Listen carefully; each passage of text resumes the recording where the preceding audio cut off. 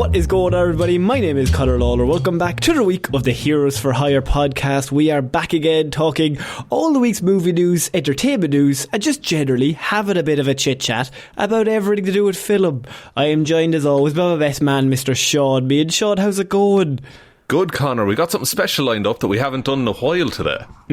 So I did technically lie to everyone. I would say maybe 14 to 15 seconds ago when I said the news thing, because news because we're not talking any movie news this week. It's an actual movie review. Now, we haven't done in the actual genuine Heroes for Hire episode in like maybe a year. No, it's been kind of reserved for Patreon, specifically, the movie reviews. Yeah, so if you don't know, every month we go onto the Patreon, we do a movie review that patrons all send in movie ideas, and we give them a review of whatever movie over the last, maybe, I don't know, since film that they want us to review. So this month... Filum, that's how we spell it. Yeah. So for the month of February, the movie that was chosen that we did cover and review was 2007's Fantastic Four: Rise of the Silver Surfer. And I mean, look, it's not good by any means, but it's a little bit of fun.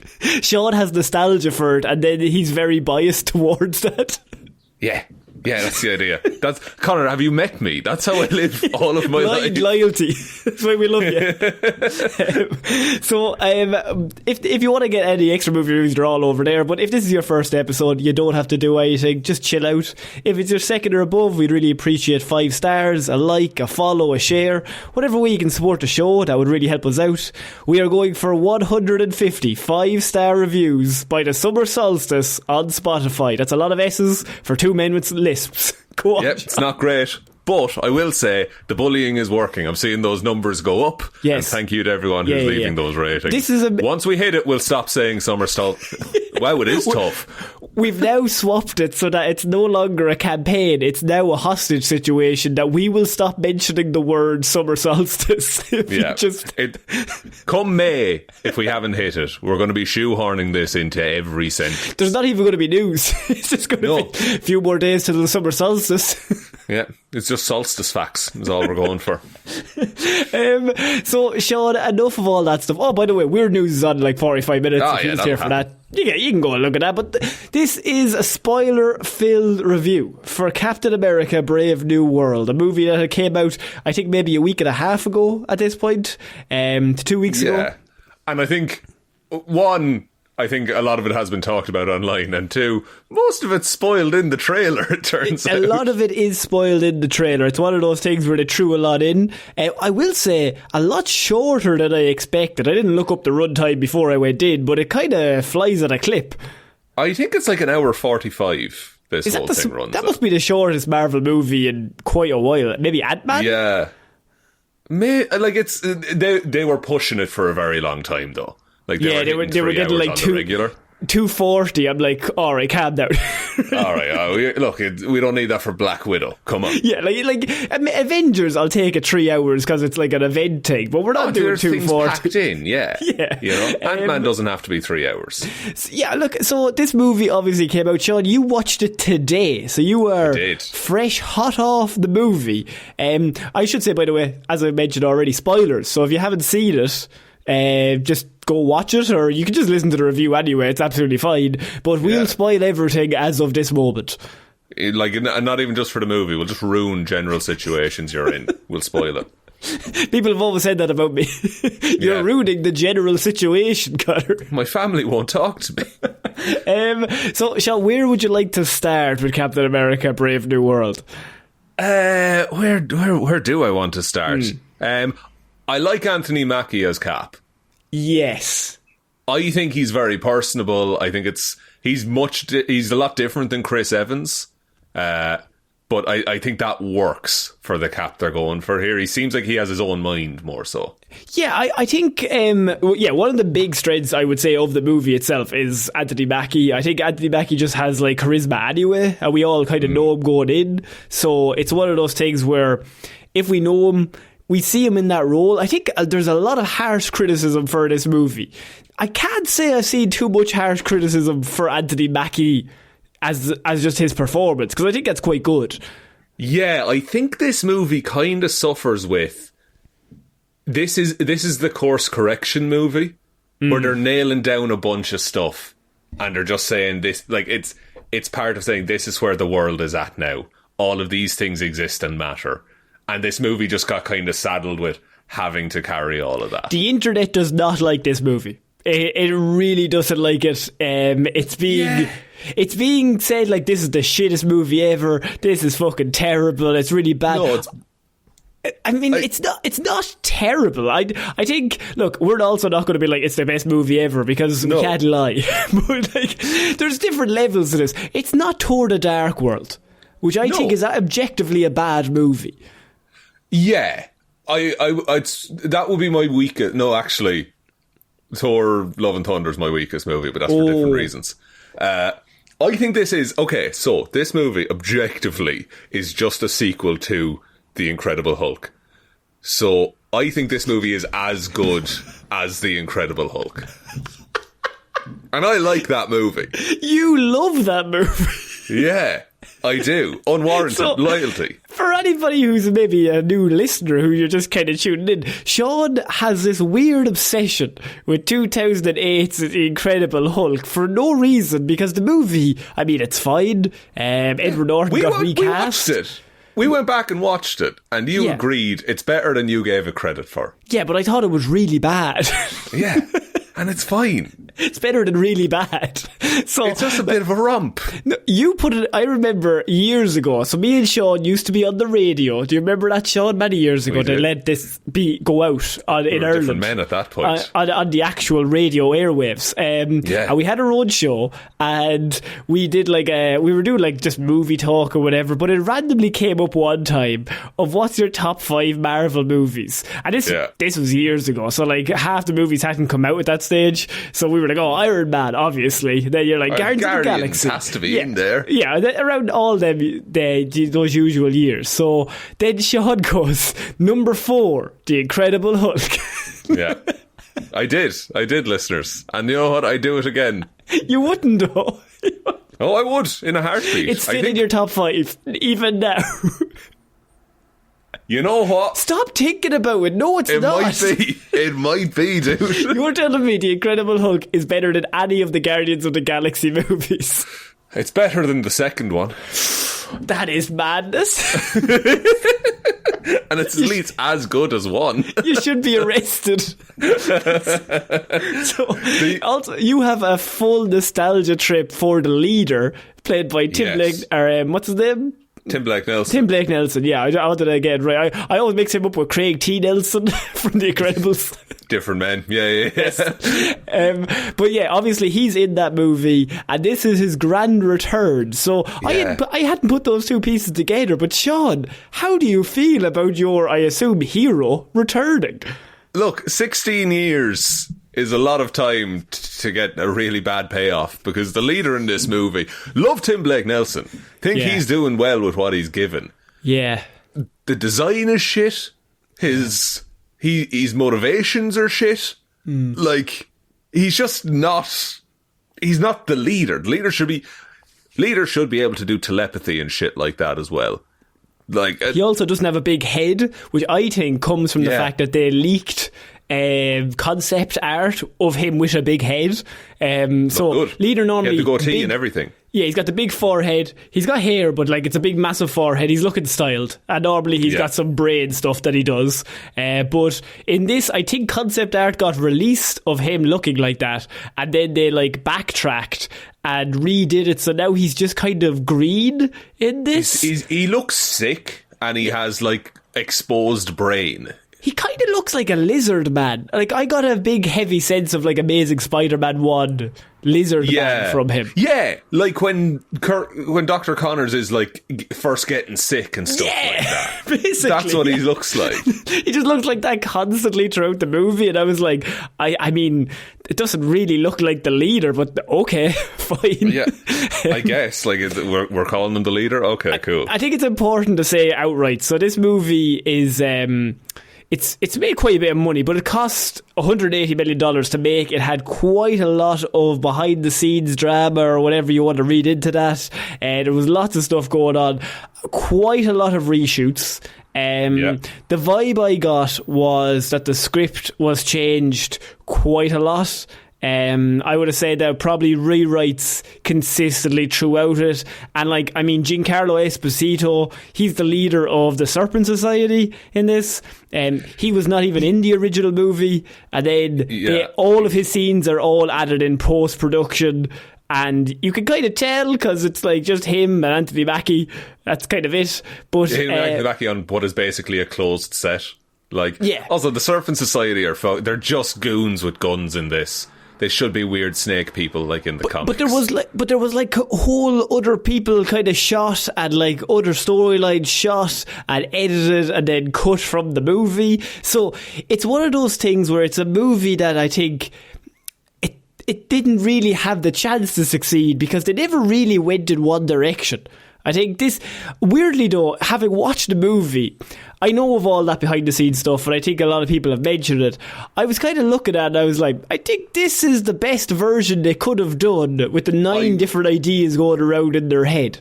Yeah, I was just going to say, it's remarkable, given that we know all that went on, how, it came together decently well. It's a coherent story. What I will say is that it does not matter if you watched Falcon and Winter Soldier before this. Yeah. It doesn't really mention it. It doesn't mention it. Nothing is ever brought up about it. For all intents and purposes, that need not exist, which begs the question, why make it? You know? Although I did get a heavy vibe of that show from this, and what I mean by that, the villains very much let it down. So if you've seen Falcon and the Winter Soldier, the TV show, and it's Disney Plus streaming show, it's obviously Anthony Mackie's doing quite well. You got Bucky Barnes played by Sebastian Stan, he's quite good in the role as well, and it's slightly charming. They got charisma, they're helping it out. But I mean, the villains in that show are not good, and they very much, if there's nothing to fight, the hero to me in all of this stuff, hero can only ever be really as good as the villain. And it's a problem that early Marvel had. You always had the villain was just a mirror image of the hero, but they kind of got away with it. And I think then they started actually introducing good villains, and then now they're going back to we've got a cool hero fighting. Oh well, it's an alright villain, I suppose. A Hulk, I guess, which. But is Hulk even the villain? Because, it's the leader. The leader's the villain, and also Giancarlo Esposito's the villain. Yeah, but Giancarlo Esposito's, he's more of a means to an end in this movie. Yeah, he's a post-production add-on scene. Yes, he was free on the day. But the leader is, fair enough, he's the overall villain. But he's not... He's not the final fight, put it that way. They wanted Captain America to fight Red Hulk, which I like as a concept, especially Sam Wilson, who is just normal man with some pretty good ones. But I have a take about that. He gets stabbed quite a lot for a normal man in this movie. Does, yeah. I would say one of them would hurt, but he just fucking plows through them. He just keeps getting stabbed. And then I think there's a line of you got that stab-proof Kevlar, but I mean, there's clearly a knife in that man's chest. He should be a lot more strung out by the end of this. Even the very first fight where he's fighting, I think Copperhead, is it? Whoever part of the Serpent Society, whoever that big guy is, the big muscly guy, he's I heard your rib crack, and you're like, oh, that's very bad. But then he's just fine. He's just Grand, don't worry about it. Yeah, there's a suspension of disbelief, I think, that you need there. It's a movie with a big red Hulk, so obviously suspension of disbelief. Let's just go with it. Yeah. And I wish they had done this for Ragnarok as well. But I wish there was more restraint in not just showing the Hulk immediately. What do you mean? As in, in the trailers? The entire twist reveal in the third act of this. Is that Ross is a Hulk. But, I mean, if you don't include Ross, and if you don't include Red Hulk, I'm going to ask you a genuine question. What the fuck do you put in the trailer? Captain America fighting the leader, I guess. Oh, wow. Ideally what you would have is that instead of the Serpent Society, the gang of goons would be little Hulk mutates that the leader created, like he does in the comics. Okay. And then it's Captain America fighting 5 Hulks. But they're weak Hulks, so he beats them, and then he has to fight Red Hulk. But that's revealed in the film. And then in your second week of trailers that you put on TV, then you put Red Hulk in it. Okay, I can see that, Jay. I you know what? I had never even considered what that reveal would be like if I didn't know. Because, like, obviously we've watched all that stuff, and I'm assuming, like, people who listen to this, you've watched all those trailers. So I was watching the whole movie being like, when are we going to get Red Hulk, though? Like, yeah. He's going to show up. We know he's going to show up. We've seen the press conference. I know he's there. Yeah, we've seen the final fight. We've actually kind of seen the fight as well, actually, to be fair, in the trailers, yeah. By the way, that end fight scene I don't think looks very good. No, it's full of, you can tell there's moments where they were like, oh, this will look cool. Like, there's a moment where he, like, shouts while Captain America is standing in front of him, and the American flag is in the background, and there's a bunch of explosions. And it looks like, oh, that's the shot they wanted to get to, and then they just CGI. Also, weirdly, right? Really bad CGI and Anthony Mackie at one point in that final fight where he's like clearly on the green screen. Like, it's like, is this when he's talking him down right at the end? Yeah, no, it's insane. It's really bad. Like, but the rest of it actually looks really well. And it was only that, like, I think they must be reshoots. They have to have been reshoots because, like, the original, all the scenes up to that point, I was like, okay, they're fine. Like, I'm not, you don't also want to be the guy that, like, looking out for this stuff to be like, oh, this is wrong and this is wrong, because that's kind of a dickhead move as well. But it just cut back to Anthony Mackie, and it was just, like, really obvious. And I was like, that clearly must have either been done in reshoot or done in a hurry, and they were just getting this done as quick as possible when he's talking him down. Yeah, and, like, I can turn my brain off for that stuff a lot of the time, like when I'm in the cinema. We watched Rise of the Silver Surfer. That's just that one scene that's real good, though. But this movie comes together okay. I think this feels like the first time they tried to do one of these movies. Does that make sense? Like, it feels a little rough. Yeah. You can clearly tell that the script that they started off with probably wasn't that strong, and they're kind of like working with that and trying to improve it consistently throughout it. And some things they do make it worse, and some things they do actually kind of make it a little bit better. But I think the original base script probably wasn't where it was meant to be. And I think there was like 6 people who worked on the script. Right. And they all worked hard, I'm sure. Yeah, but they're all also, I think some of this was probably written when the writer, like, it was in the process of writing, and then the writer's strike happened, which could have affected some of that. Yeah. What I do like, and I think it's cool when this is brought up, is that they bring up the fact that Sam is like a counsellor for veterans who returned home. Yeah, and you know what? It kind of works with the end scene when he talks him down, because he's a counsellor, so he actually, like, talks to him rather than punches him.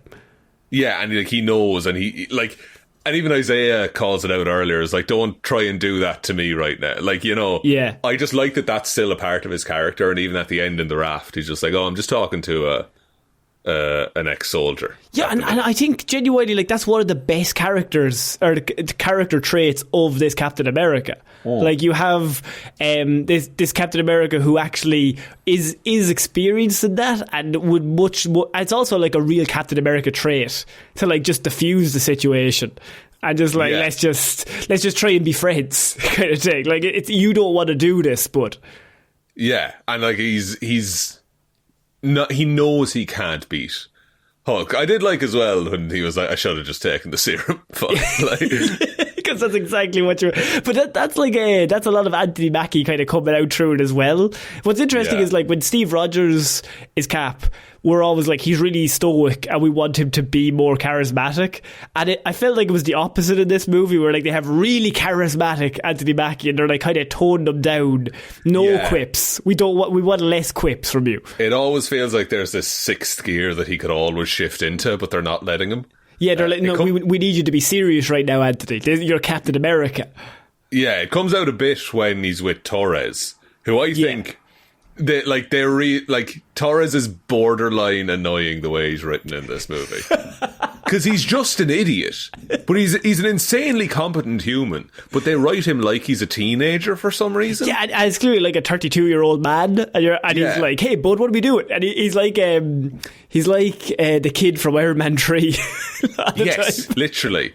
That's the kind of age bracket where he's like, built like a tank. Young Bucky in the comics, like when Bucky was a kid. Yeah. But like, as you said, he's super talented, like a fighting. And he hacked into the White House on a whim. Oh yeah, like and he's just like he's just chilling, hacking into the White House. Like he's just super, like really talented. But I can see what you're saying. There is a few scenes where I'm like, all right, Horace, calm it down here. It's fine. We don't need a quip.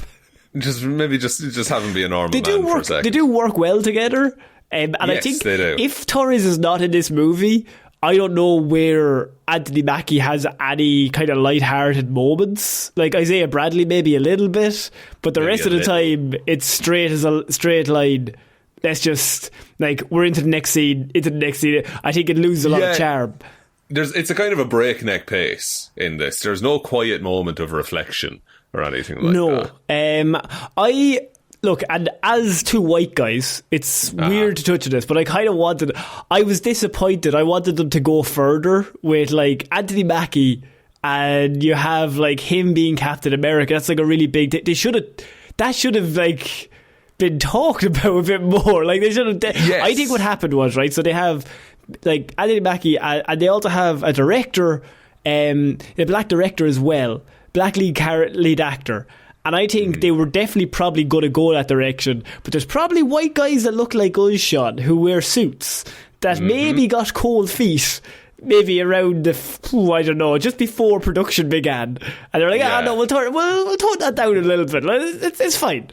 And then, and it's toned down to being basically non-existent. And I feel like they were like, oh, well, we said that in the Disney Plus show. You know, we touched on all that like, stuff. I think that's actually like a really interesting part of, like... Yeah.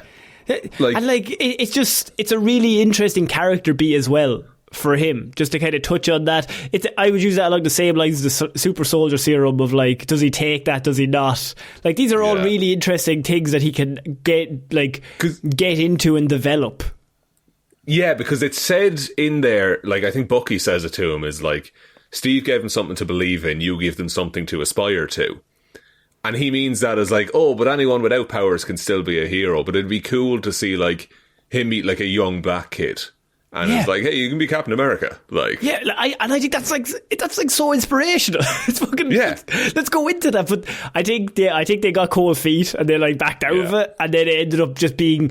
I actually think it's probably, like, a really good reflection on the movie itself, is that they probably started off with a lot of ideas.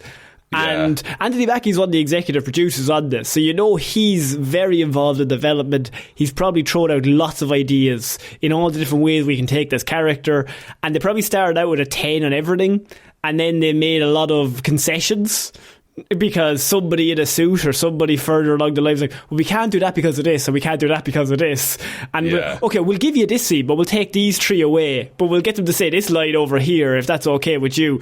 And then you end up not really hitting any of the marks that you wanted to hit. You end up just like, Cap is fine throughout it. Yeah, and like it's not good or bad. Like, it's just it's not bad, but it's not hitting the way it should be. Like, if you're going to do the storylines, you need to go for them.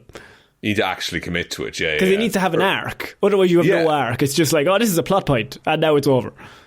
Yeah, now it's just dealt with. There is a character in this as well who, if you take them out, I don't think the movie changes. Are you talking about Sabra? Yes. Sabra, yeah. What is she doing in there? You know what confused me even more about that is that, first of all, when Sam is like, I've got an inside source in with the president. Yeah. And it's Layla Taylor, who is she's the sidekick or the assistant to the president or whatever. And her and Sam know each other. And she's a character in the comics as well. But like, so Layla Taylor is there. I cannot fathom why Layla Taylor couldn't be that exact character of just like the same character of like she's on the inside and she's working with the president and the exact same storyline happens. She can still be ex-widow as well. Yeah, like, look, it's fine. Also, it makes no sense. Why would the president have an ex-widow? The ex-Russian spy, maybe. I mean, it might hurt them politically, is what I would say. But like, because nothing Sabra does in this movie it requires her to be some kind of enhanced super soldier.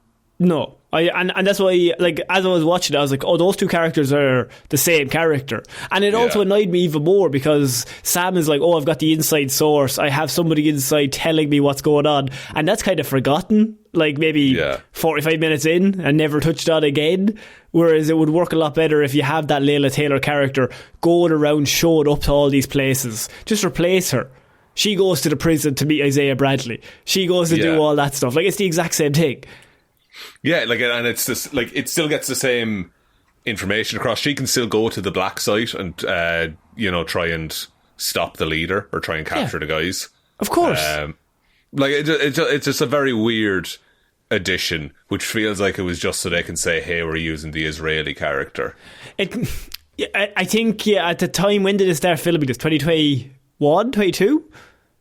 Probably, 2022. Somewhere around there, yeah. I mean, genuinely, just watching it, I was like, it's actually very reminiscent of exactly what's happening in the rest of the movie, where you have two people doing the same role, basically, or whatever, or like you have an idea, and then you kind of water it down so the two of them kind of just do 50% of the idea, whereas just have one of them do 100% of the thing and just go for it. It's like, okay, this is the plot. How do you feel about Harrison Ford in this movie? You know what, right? Harrison he's doing acting. He is, isn't he? Like, he's doing it well, to be fair to him. You can't say anything bad about Harrison. I mean, like, he's a legend, right? And he's probably on that set and there's probably lots of screens or blue and green screens around him and he's like, what the fuck is this? What the fuck is the volume? He doesn't understand what that is. But he's an actor. So he's like, just give me the scenes. I'll fucking hit them. Tell me what to do, I'll pretend to do that, and then we can go I'll home. pretend to do it well. And I assume probably the reshoots and the re-editing and the re-scripting on the days probably annoyed him. We did read some things behind the scenes that he was a bit frustrated, which makes sense. But he also didn't work with George Lucas, so I mean, like, Harrison, please. The scene where he's talking to Betty on the phone is just a really well done scene, and it's just him acting by himself in a room. And like Liv Tyler, they got the voice in to do Betty or whatever, and she came back as well at the end. But Harrison Ford, I think he does really well with what he's given. The character itself, as Thunderbolt becoming president and all, I mean, Thunderbolt Ross has done everything wrong consistently in every single one of these movies or in the comic books, so it is fascinating. Everyone's like, he's pretty good. Let's get him in. He's alright. And Bucky's a senator, or he's a senator-elect now. Even though he definitely killed a load of people. Killed so many people. I don't know how he's allowed to do that. I don't know if that's allowed. He shouldn't be allowed to be like, we definitely have him on video killing at least, I know, 2 people we have him on video killing. Yeah, and probably many hundreds more. Of important people. Important people. He's just killing them. Like, he shows up, he has that like 2-minute scene with Sam. I think the two of them always just work really well together. Yeah. Can I say something that, like, this sounds really wanky and fanboy-y, right? Go for it. But that felt like how cameos used to feel in MCU movies. It was like, class, this person's here. What are they up to? And then they can kind of fuck off. Yeah. And then it's just like, they actually he contributes somewhat to the plot. He's not just showing up so you can see him and go, Yeah. It's not it doesn't even have the moment of like the Reed Richards moment where it's like wait for applause. Yeah. I think the best cameo ever in the MCU is still Captain America in Thor: The Dark World, which is yes. That's great. Which is just literally like 5 seconds, and it's like, oh, that's really funny because it just brings everything together. And it's a terrible movie, but it just made that's the one best cameo. You're like, oh, that immediately blows up the whole universe. Everything's connected. I like the weird through line that Torres just thinks Ant-Man is cool. Everyone seems to... Ant-Man gets killed in this movie. I think it's just because they were like shitting on Paul Rudd for the laugh. But it's always Ant-Man is either the butt of the joke or Torres loves Ant-Man. It's one of the two. Yeah, it's very straight. Or he's in the Avengers musical for some reason. What I absolutely love about this movie is Isaiah Bradley, played by Cara Lumley. I think that character is so good. I genuinely want to see so much more of that character. Oh man, when he like comes out of the mind control and he's surrounded by cops, and you're just like, what happened? Yeah, and he's so scared. It's really good acting. And he's like, please be careful of my suit, it's really important to me. It's what I wore on my wedding day, isn't it? Yeah. Like, that's really good stuff. And every time he's on screen, I'm like, this is really great. I want to see more of this character. I want to know more. And plays it really well. Like, once it starts getting into, like, he was brainwashed and all that stuff, and then he's in jail, and then you see the 2 other guys get shot because the music starts playing and all the brainwashing goes on. I think he's really great in the role. I think he really brings a lot of humanity to that role that, like, I think the movie really needs. Yeah, but also a lot of, like, just silent strength, I guess. Like, he could kill anyone in that room. Yeah. Like if you want, like he is a super soldier, but he just plays it like an old man as well. I do have there's lots of problems with the movie as well, so like we can work through it. Well, it's easier to like stuff, isn't it? It's nice to like stuff, but like the one bit that really annoyed me is the fact that quite clearly on the fucking video they have the big flashing phones, and it's quite clearly that everyone's been brainwashed. And Isaiah Bradley's still in jail, like 45 minutes later in the movie. And they're like, we're going to put him on death row, he's a bastard. They're like, we're definitely going to kill this man. And Torres, within 35 seconds, is like, oh, everyone was brainwashed.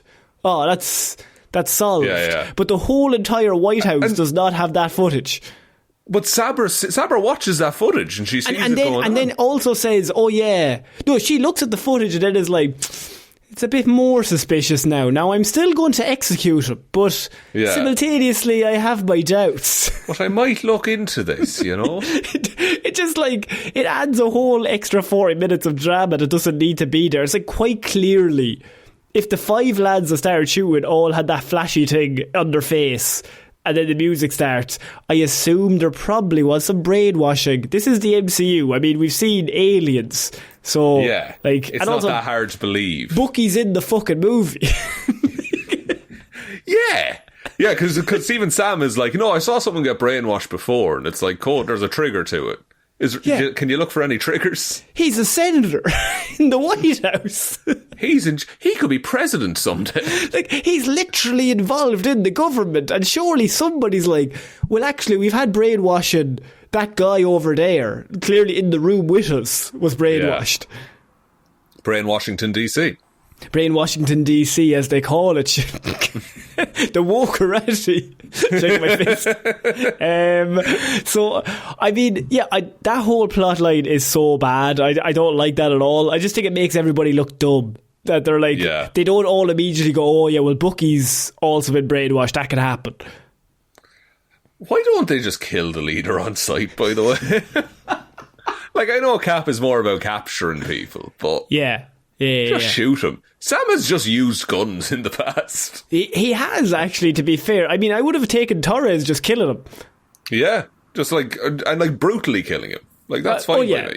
Like, I think, I mean, the leader in this is fine. He's like, the stats and everything, but it's mostly just like, the vibe I get is, this scene happens, and the leader knew that was happening, and then this other scene happens, and the leader knew that would happen as well. He's such a fucking loser in this movie, the leader.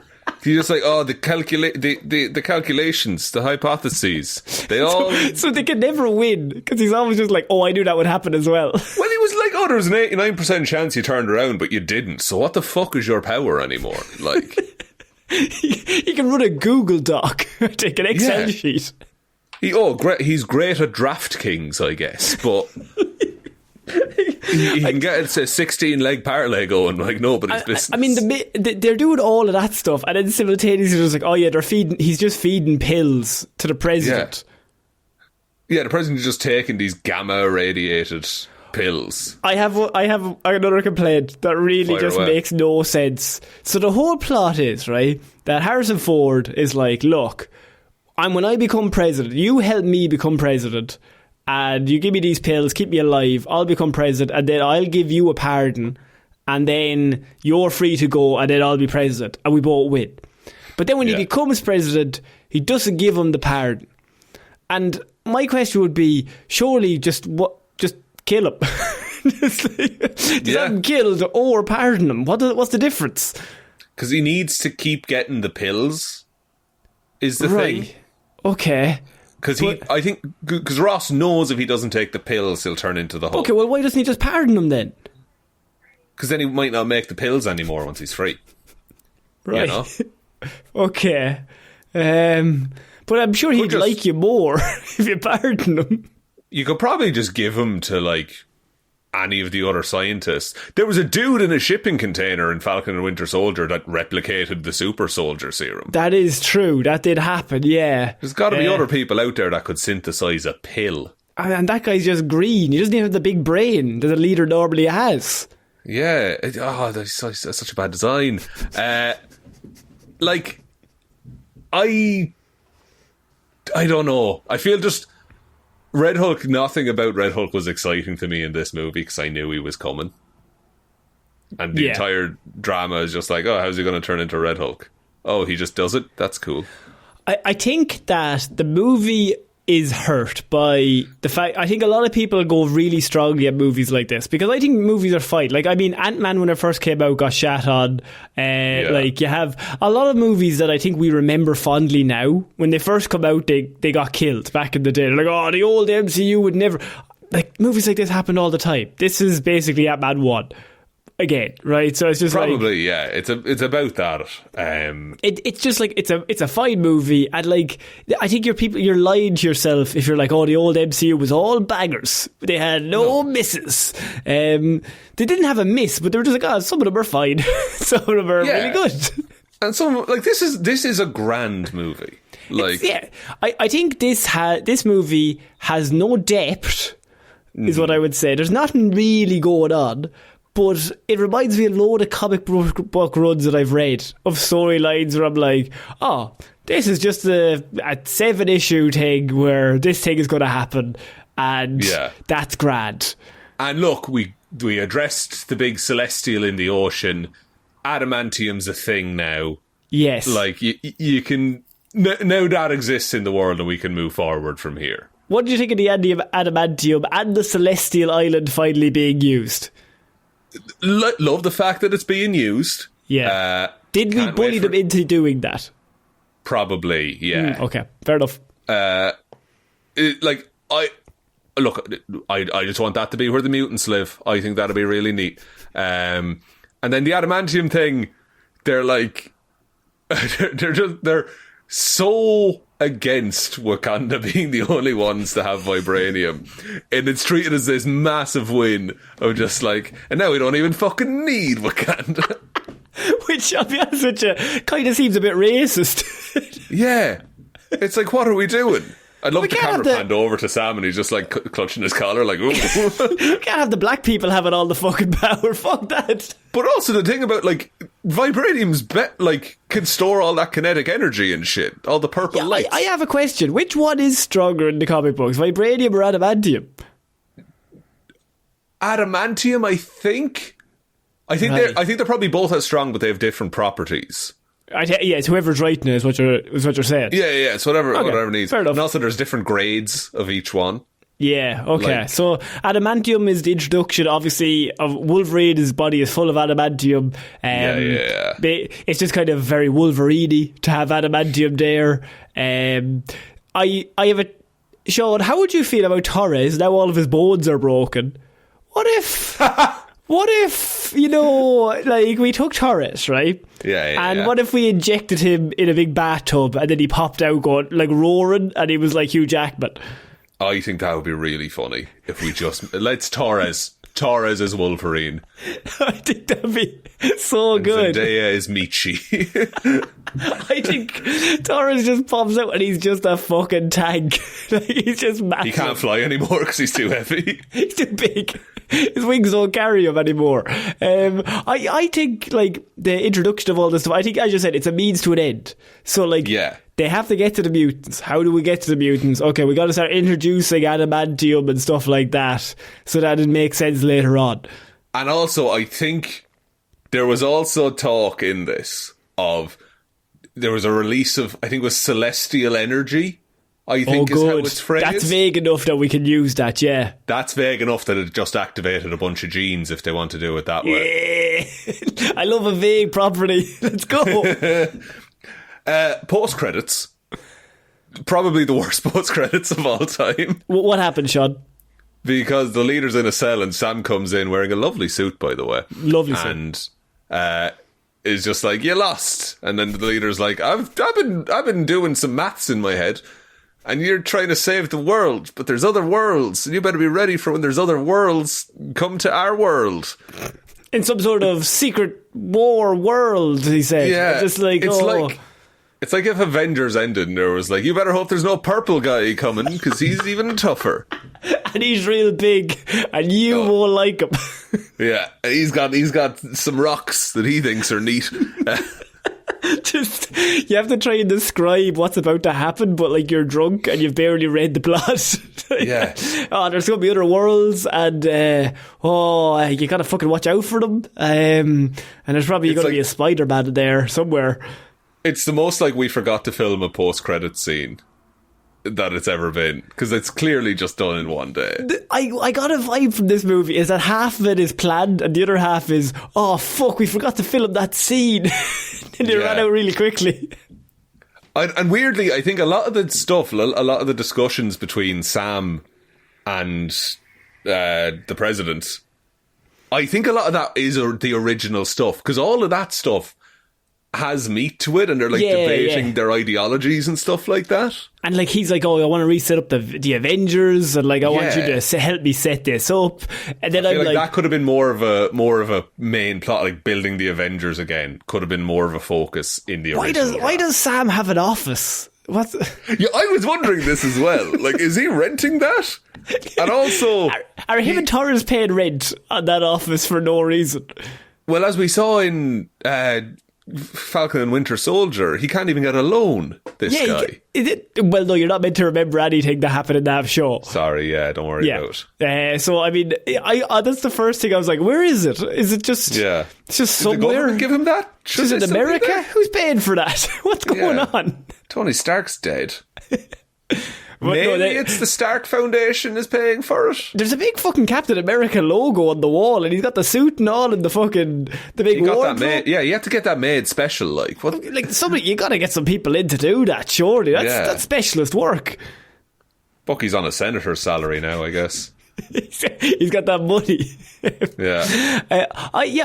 There was loads of things that were happening that I was like, oh, this is good, and then another scene would happen. I'm like, that wasn't as good. And I think that's like sums up the movie, where I'm like, as you said, the scenes with him and Thaddeus Ross, with anything with Sam Wilson and Thaddeus Ross, and they're like debating things, I'm like, this is good. And Isaiah Bradley's there, I'm like, this is good. And then there'll be like random scenes with the leader, and I'm like, the Serpent Society, I'm like, this isn't as good. Yeah, this is where you like, if you were watching this, like, say you're in the cinema, that's where you go and get popcorn, is anytime the Serpent Society is on screen, basically. Yeah. I mean, it wasn't disappointing, because like I kind of knew going in, and I think a lot of people kind of shit on it. Yeah, people shit on it because they wanted to be Avengers, but it's not going to be Avengers. It's just, as I said, it's a setup movie. We got to get the Celestials. We got to get the Adamantium. We got to get Sam in as Cap. Is there an Avengers team with just him and Torres now? Not quite sure. Torres is now Wolverine, so that'll be handy. That'll be pretty good, actually. That's actually canon. You can hold us to that. I think the harsh fan criticism is weird. The people are going so hard because I'm like, sometimes a movie's it's fine. not as bad as people are making it out to be. Like, it's not.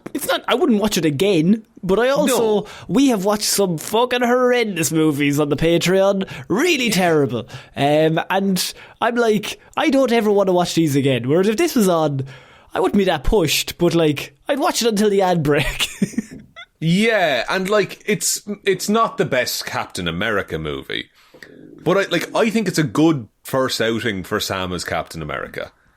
And like, the best I can say about this movie, I want to see more of Captain America. I think Anthony Mackie, Sam Wilson, I think is a really good Captain America. I think it's a home run. But the problem is, I think, let down by a script that is not... It de-escalates when it really should escalate where it's going. Yeah. Like, it plays it really safe. I think it's a really safe script. I think it's a really safe movie. It's the most down the middle a Captain America movie has ever been. Which, I mean, and the best Captain America movie is Winter Soldier, which is the complete opposite. That, like, he's fucking fighting everybody, and he's fighting the government, and he's fighting this, and, like, that's, like, the movie that we all think of when we're like, that's Cap. He's standing up for what's right, even if everyone tells him he's wrong. Yeah, and, like, I would have loved to see more of that, but maybe that comes, down the line. For Is it better than Captain America 1? See, that movie... I think that movie has so much nostalgia attached to it now. But I genuinely think they're the same in terms of just setup. Like, they're just introducing the character.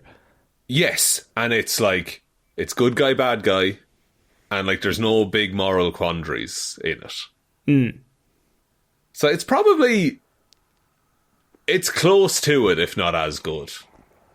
Yeah, it probably goes 2, 3, 4, 1, maybe? 1, 4? 1, 4, I would say, but I think it's mainly because, one, you have the 1940s wartime stuff. Yeah, that kind of works with it, yeah. It works with it, and it's just a little more interesting to look at than the modern day, I just hope that people... I like if people criticise it for the right reasons, like, or the villain isn't as strong as I'd like, or whatever, but to just be like, oh, it's a shit movie, it's fucking shit. Like, I'm like, that's obviously not true. That's not constructive or helpful. There are bad. A really great scene with the rockets when they're over the Celestial Light. That's really good. Great, yeah. And like that whole time when they're trying to de-escalate the Japanese planes and just be like, no, listen, we're trying to solve this. Something went wrong. And you have the two guys who've been brainwashed and they're just like firing rockets. I think it's like, it's obviously a silly plot that the leader has set up, but like it's a really good scene that you watch Sam Wilson. He like rides a rocket at one stage. It's really cool. It's great. And he pulls the flight stick up and he like uses Red Wing to stabilise everything. Smart. You see him problem solve, and that's always fun. That's really good. That's that's the strongest action scene in it, I would say. I think so. I also think they've got even more insane with that shield in terms of what it can do. Yeah, well, I mean, it's a Cap shield, so it never makes any sense in terms of physics anyway. That's true, but Sam seems better than Steve Rogers with it, to be honest. You know what? I was thinking, there's like one stage, for some reason in my brain, right, the super soldier serum helped with the shield, and I have no idea the science behind that. It's reflexes or something, or vision, and you can see no angles. Logic. Like, it all doesn't make any fucking sense. It's superheroes. But for some reason in my brain, super soldier serum, so Bucky would be better with the shield than Black Widow, or Iron Man or someone, because Bucky's reflexes are faster.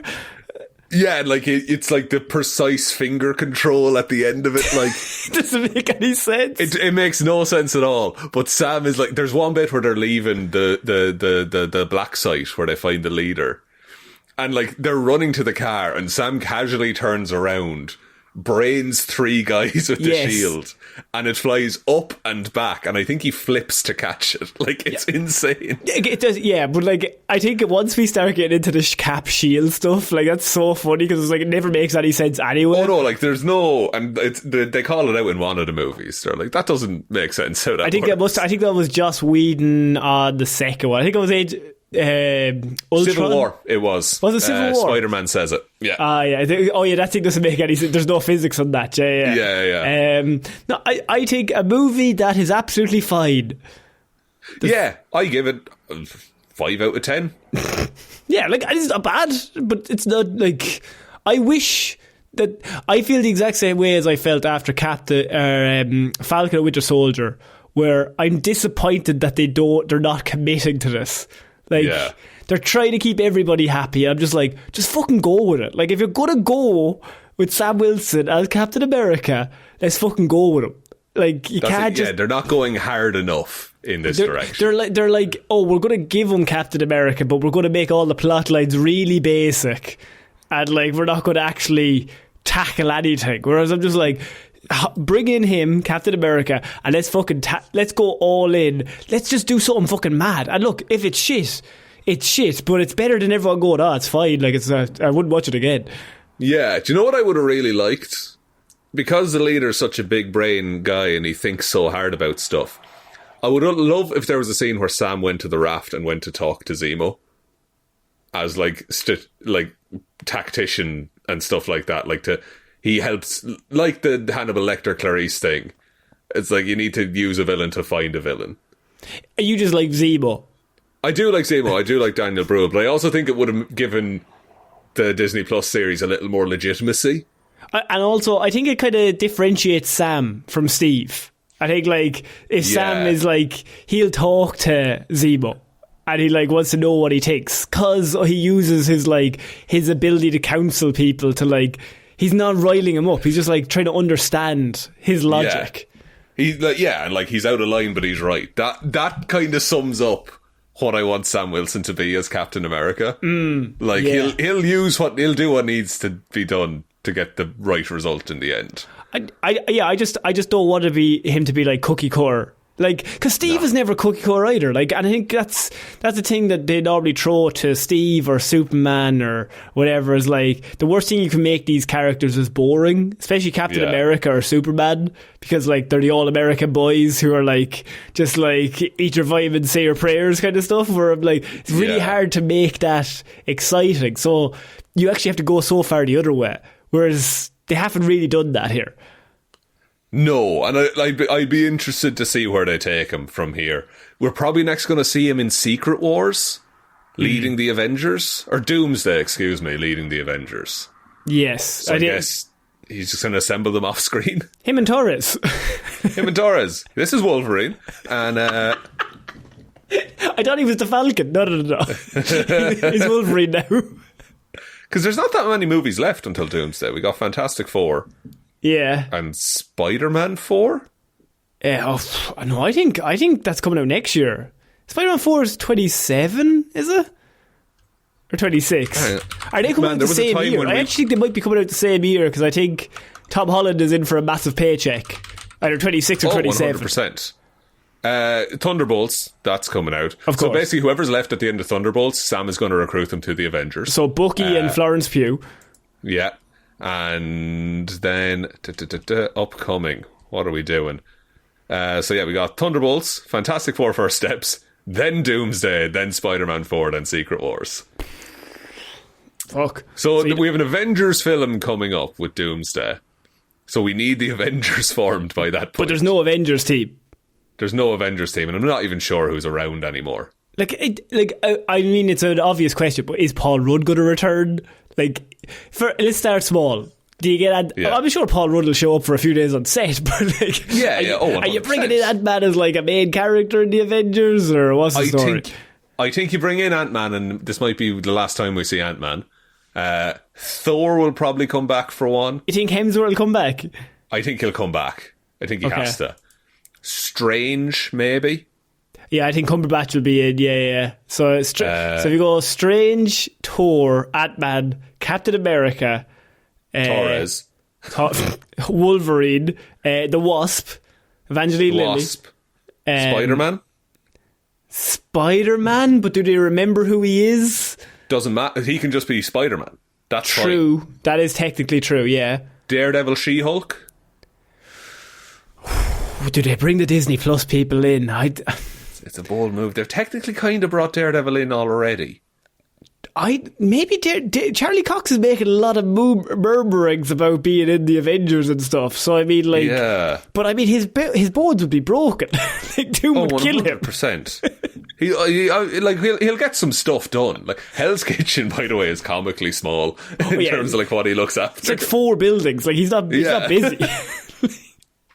And then after that, I'm not sure. Well, you're going Black Widow, so Florence Pugh is going to be in there. Yeah. Shang-Chi, get him in there. I mean, he should be in there. Yeah. Yeah. Captain Marvel, Ms. Marvel. I would love them to bring in Miss Marvel, but they won't. I think that'd be great if they did. Because, but then would you have her and Spider-Man doing the same thing?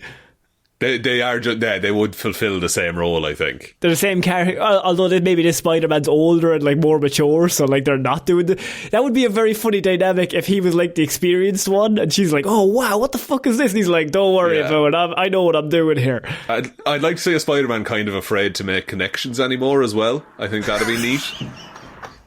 I love how what's having a genuine chat. You're like, I'd love a Spider-Man that's really traumatized. Like, I want them sad. I want them like a Vietnam vet. I've been so conditioned by Marvel Comics. So all you're saying is you want Spider-Man sad? Yeah, pretty much. Like, I just want them to have a look in his eye that he's been not through all war. the time, though. Not all the time, but maybe just as 85%. I want to see him learn to be happy again, you know? And then take that away immediately after him getting it. Exactly. Also, Black Panther could probably show up in it. True, you could have Black Panther in it as well. Yeah. And then, do we get a Hulk in there? Are they going to go Ruffalo or are they going to go She-Hulk? Bring back Ed Norton, I think.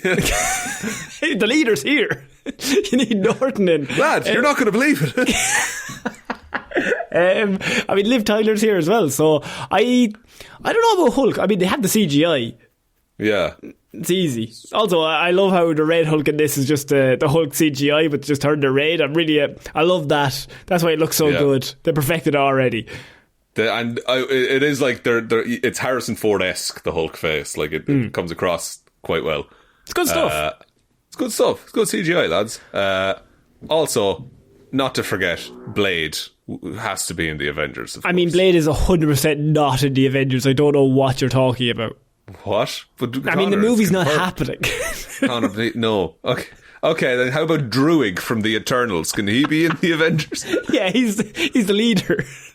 He's in charge. Get Barry. Him and Harry Styles are the leaders. Forgot Harry Styles is in that, yeah. Yeah, Harry Styles is here as well. I mean, it's a who's who of what you assemble. Yeah, get the Guardians in.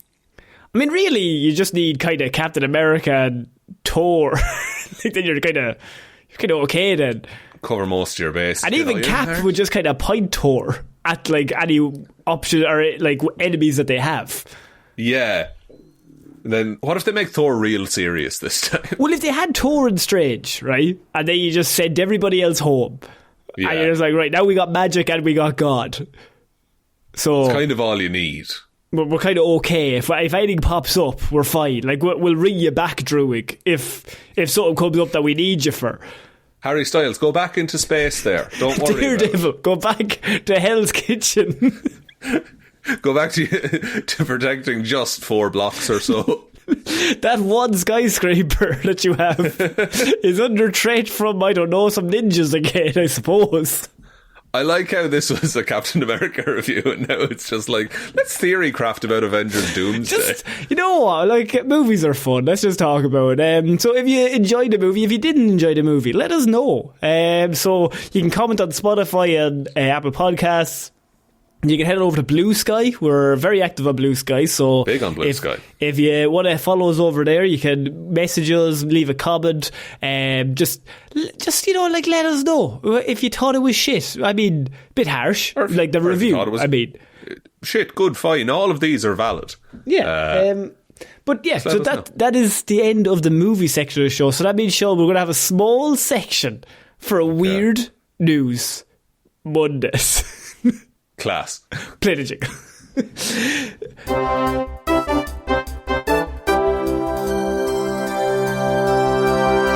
The best jingle that's ever happened, Sean. I mean, people are here for the movie review, but they might not be aware of what weird news is. So, Sean, could you let them know? Oh, you have spent the week gathering all the weirdest news stories from around the world. You're about to read them all out to me, a man who has been too busy looking at all of my calculations to look at any weird news. And how are the calculations looking? Oh, I'm not going to be funny in this segment. I'm real sorry. That's the fucking same as every other segment. So 100%, baby. Never let us down.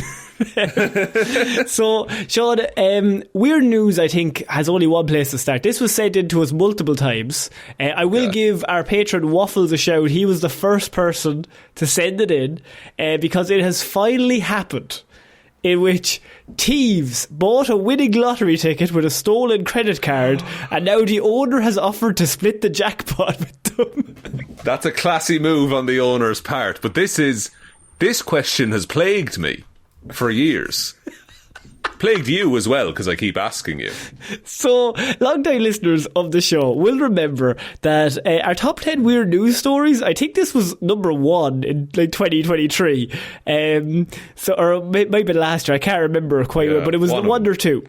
But basically we did a story where somebody stole something, a credit card, and then it was like, who owns it? So Sean said his uncle. So he started making up a fictional uncle that if my fictional uncle if he steals money from somebody and then he gives me a tenner and then I use that tenner to buy a lottery ticket and I win the lotto, do I have to give the money back if they find out the original money was stolen? Or do I just give back a tenner? And you were adamant that you wouldn't even give the tenner. No, because I was like, that's my money. Because I had no knowledge of where that money came from, you know? Yeah. And so we had a long story where, as I said, it voted like 1 or 2 people's favourite stories of the year. No one answered me, by the way. Well, because you're a madman, of course. But like a French man whose stolen credit card was used to buy a winning lottery ticket has offered to split the jackpot with the 2 thieves. The criminals broke into Jean David Estelle's car in the city of Toulouse. That's the most French name I've ever heard. Jean David. He's in Toulouse, and on 2 weeks ago, his credit card. He did, yes. So he used his credit card to buy a few items at a bar that same day. Among them was a lottery ticket that turned out to be a winner worth $525,000. Jesus. Pretty good day. $500,000 he won from the lottery ticket, right? So he goes out, he buys some tickets, he leaves them in the car, right? And then the car gets broken into, and unfortunately, the ticket is stolen. He knows the numbers that he gets all the time, but he no longer has the ticket. So it's a miracle for both the thieves and my client, said his lawyer Pierre Dubolson on Tuesday. He said that Estelle is offering to split the prize money with the thieves, who appear to be homeless and have since disappeared. I mean, you would disappear, wouldn't you? If you. I mean, obviously, you're hardly sticking around to take the money in. Because now if you cash it, you're fucked. Because they can't cash that without revealing that they're the ones that stole it. Yeah, it's like you have to reveal your identity to bring it in, yeah. So, like, you have a situation where you have a winning ticket. You have €500,000 or $500,000. What do you do with the ticket? Like, you can't not bring it in, but it's not your ticket. Yeah, it's a clever move on the lawyer's part to be like, listen, just split it with him, and then at least you'll get half of it. Without my client's credit card, it would not have been possible to buy the ticket. But they stole the credit card and then they bought the ticket. With the credit card? So they chose to buy the ticket. hang on. Just because we know that this wording is very important to you. Yeah, please. So they said offered to buy among them was okay. They stole his credit card from the car. Yes. And then used that credit card to buy a lottery ticket themselves. That's their ticket. In my head. Because Pierre was never going to, or Jean, whatever his name was, he was never going to buy that lottery ticket in that specific shop at that specific time. So they're meant to win the lottery. If I found money on the street and I bought a lottery ticket, it's still my lottery ticket. Everyone listening to this, are you seeing how strongly he believes in this? I got opinions, folks. The thing is, though, that it was his money that they bought it with. So legally, Shaun, you could also say, and his lawyer is saying that, if the money comes from his bank account that they have bought the lottery ticket for, then it's not a finder's keeper situation. It's the money came from my bank account and has purchased these tickets, so they are legally his. I would say it's okay. Look, any French lawyers listening, I hope I don't impede your case at all. Oui. It was a stolen credit card, so that's the bank's money. No, it's still his money. Not until he pays his credit card bill. No, by which time my clients will have cashed that lottery ticket. It came from his bank account that has his bank account number, that has his money that he put in there. Okay, I'll give him back the financial value of the ticket. See, you're obviously biased. But I want to be right. It's finally happened that this has occurred. So my question to you, Shaun, is, having read this guy is a pretty good lawyer, right? Do you, and I think you might be the right man for the job, do you want to be the lawyer for the two homeless guys on their side of the criminal case? I think I was born for this, Conor. What we're doing here, we're Lawler and Mead. We're Mead on the law. You know that about us. That's the one thing we've always said. We're setting a precedent now for any time that a situation like this comes up in the future. So, we don't know much about the T's beyond the fact that they are homeless. We have some video footage, but the quality is poor, saying that locating the pair is proving difficult. Estelle and his wife hopes to build a new house with half of the money. But you see, it's not Jean-David. It's not. Is it your money? Because Lawler and Mead are saying it's not. We're saying you're not entitled. You're entitled to the cost of the ticket. What was stolen from you will be returned. You can't benefit from the opportunity that the stolen money created. But you can see where he's coming from, because his money bought the ticket. But he didn't choose to buy the ticket. Oh, boys. I think we might win this fucking case. I think we have this. I think this is a lock. I think we have this. I think it's a lock. Throw away the key. Jean-David's getting arrested. Because if I'm trying to think of a similar example, right? Like, if I say you stole money, say I stole money from you, Conor, which I never would. Of course. And I bought a knife. No, that doesn't work. And I killed someone. Are you responsible for the murder? It's really specific to. Okay. I'll be honest with you. I need you to come up with an example quick, because the case is tomorrow. Say I steal a $5 from you, and then I go to the casino and I put that $5 all on red 32, if I had to pick. And that comes up, and I win a rake of money. I only... Yeah. What's a rake of money? €2,000, for example. That's a rake. That does sound like a rake of money to me. Yeah, go on. I would give you back the $5. But you were never going to take that $5 and go to a casino and put it on red 32. True, but it is my money that got that money.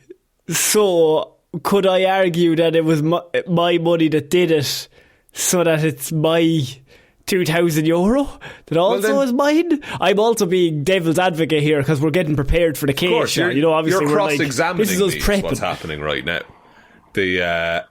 I think if that were the case, it would have to work on the inverse, where if I stole €10,000 from you and I invested it all into shares in Enron, and then Enron went belly up, I should then be allowed to seek compensation for my entire losses against you, if that's the law you want to create.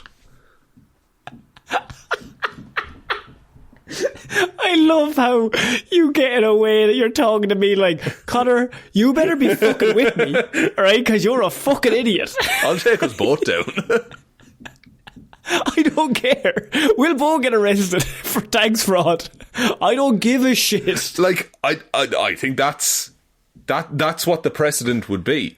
Is that the result of the money is also the onus is on the person that it was stolen from for the result of any gain or loss from the theft. I mean, I rest my case. You have for some reason you have a microphone. You drop the mic in the middle of the courtroom. Yeah, I brought it from home. Yeah, you brought it from home, obviously. I mean, I can't believe this has actually happened, especially after all of our shy talk of like what would happen if this actually occurred. And it's the first time I think it's occurred like in the world that we've been covering it. So I think I've willed this into existence. Yeah, I think you might be one of the homeless guys, to be honest with you. I have a theory, but I think that like... Oh, Conor, please. I'm both of them, moving quickly. So I genuinely would probably be with you. This one time, I might agree with you that it's their money. Yes! Class. Unreal. I knew I was a genius.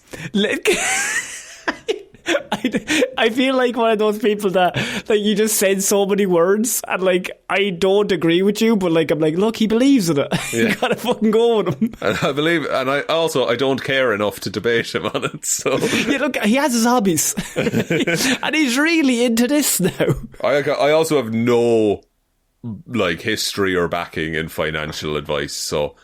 Well, I mean, you didn't need to actually say that part. Look, I just want to say, we're all having fun and games here. You might be surprised to learn that I'm a fucking moron when it comes to finance. I'm a simpleton, folks. I've been bankrupt multiple times. Lawler and me on the law.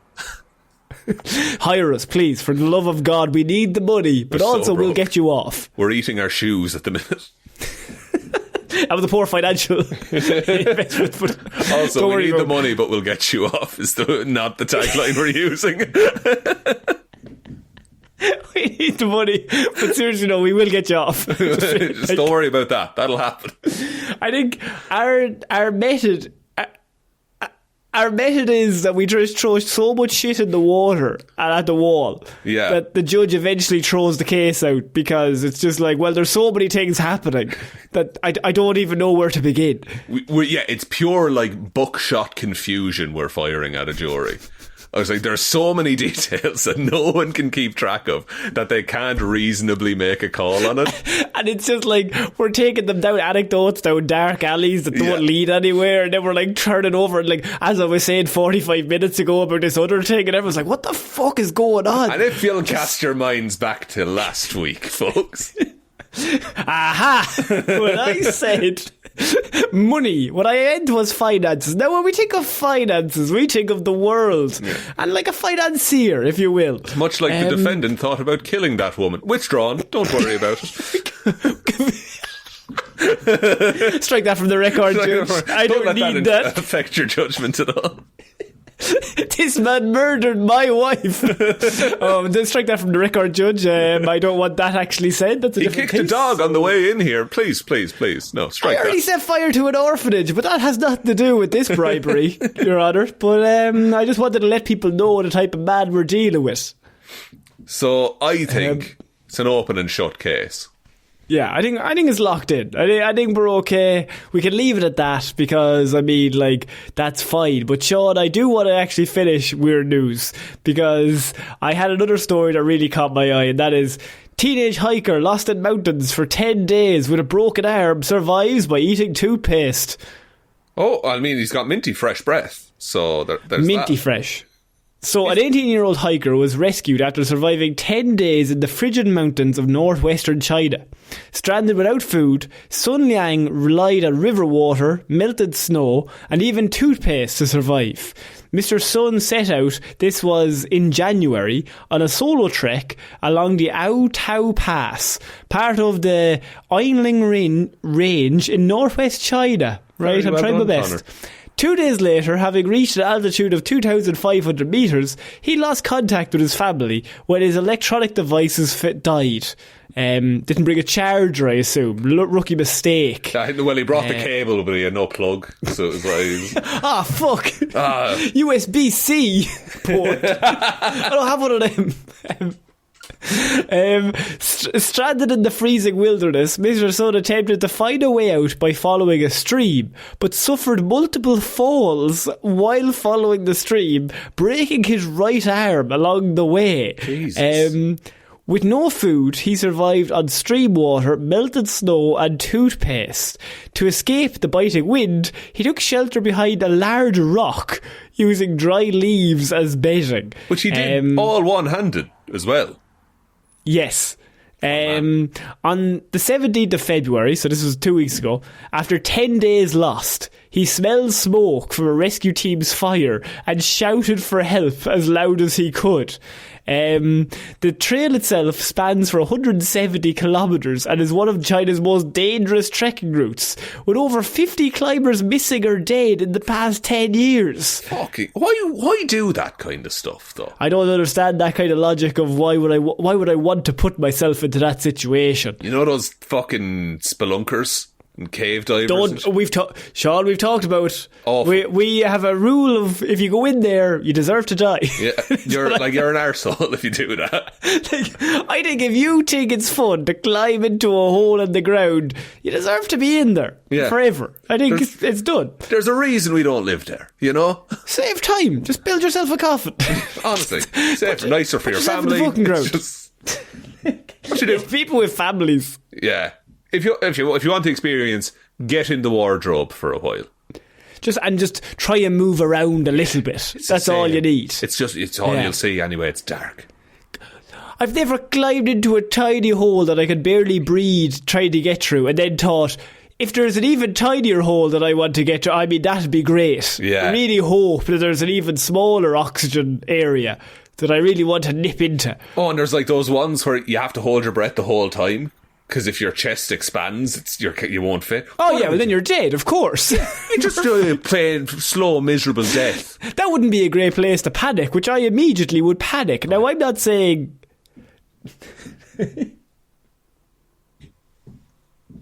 So, I'm not saying that I would panic. All I'm saying is that I don't want to ever be in that situation where if I panic, I die. Yeah. I would like to be able to, first of all, not die. And second of all, if I panic, go lie down somewhere, have a sit, have a hot drink. Exactly. Shaun, I think that's it for this week's weird news, because I wanted to touch on that guy's hiking and just like how he survived, but I mean, what a legend. Yeah, no, that's just a mental story. Fair play to him. We love a win on weird news. So, Shaun, you want to take us out? Yes, thank you everyone for listening to this episode of the Heroes for Hire podcast. We will be back on Friday with Hero or Zero, and next Monday back with another episode. Big thank you to everyone over on the Patreon, patreon.com/Heroes for Hire podcast.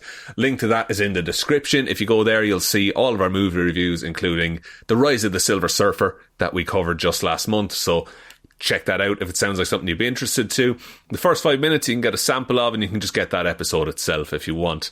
You do also, for being a patron, get a shout out on the show. So big thanks to Róisín and Baby Ben Palmer, Joe Burney, Ryan Komatsu, Dozer Enthusiast, Evanson, New Waffles Who Dis, David Clarke, Dominic, Anna looks forward to the next Irish animal story, Hjelmroos, Danny McLaughlin, Lordsmish, Michelle Browne, Frost apparently full of fish facts, Got sent some nice fish facts from Frost during the week. Ed Ball, Conor and Lorraine don't like our chances of winning the Eurovision. Russ, I didn't catch all the stories 2 weeks ago. Is Sentry actually powered by 25,000 salmon, or did Spotify skip Parfitt? He would be as powerful, I'd say, based on how big salmon are. Jackson Brueheim will be attending Shaun's upcoming Go Meeting intervention. Liz had a few too many on St. Paddy's Day and tipsily subscribed to the Patreon. Ciara Lawler, Judge Leahy, Mikeychairsnumber1fan Shaun is cool and a genius. Rory, Shaun having a crush on Master Tigress was not on Pete's bingo card for 2025. Jack Markham, Barlow Cheese, Johnny Ray, Hunter Harvard the Texas Ironman, Donegal George, Lisa wants you to sing the Laika song Go. I won't subject anyone to that. Justin Bowman and Joe Reed. Thank you all for your support. We really, really appreciate it. Heading over to the Patreon if you want to support us over there. There is also the merch store, heroesforhire.ie/shop. Twitter is @heroesforhirepod, the 4 is the number 4. Facebook is Detective Diddleman's Discussion Group. Instagram is Heroes for Hire Podcast. And the best way to ever help out the show is to tell one human being that we exist. Just a one, please. I think that's about it, Conor. I think so. So I've been Conor Lawler. I've been Shaun Meehan. And we shall see you all next week, guys. Bye. Bye.